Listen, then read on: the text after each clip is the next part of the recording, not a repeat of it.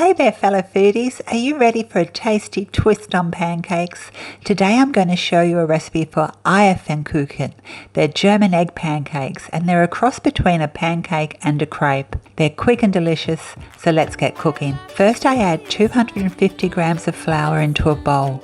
If you're gluten-free like me, reduce it to 200 grams of gluten-free plain flour, along with 2 tablespoons of sugar. Feel free to omit if you prefer no sugar. I also throw in a tiny pinch of salt, and then 4 whole eggs are cracked into the bowl. Finally, I pour in 2 cups of whole milk, and using a whisk I mix everything together until all the lumps disappear and the mixture is really smooth. The mixture should be thin, like pouring cream. The best pan to use for these pancakes is a non-stick pan. They're super affordable these days. I got mine for only $15. I heat up the pan and add a tiny bit of butter, swirling it around. My heat is on moderately low. When the butter starts to foam, using a ladle, I pour a small amount of mixture into the pan and quickly swirl it around to make it thin. These pancakes need to be thin, trust me. They're so soft and melt in your mouth delicious when they're thin. And because they're so thin, they only take a couple of minutes on each side to cook.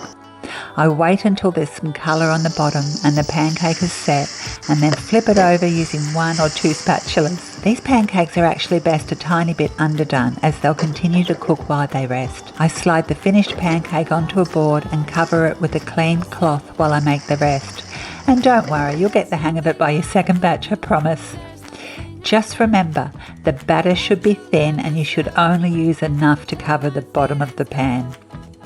You can fill these pancakes with whatever you like: Nutella, peanut butter, custard, fresh fruit, or jam like I have today. Burn some jam onto a pancake and spread it all around.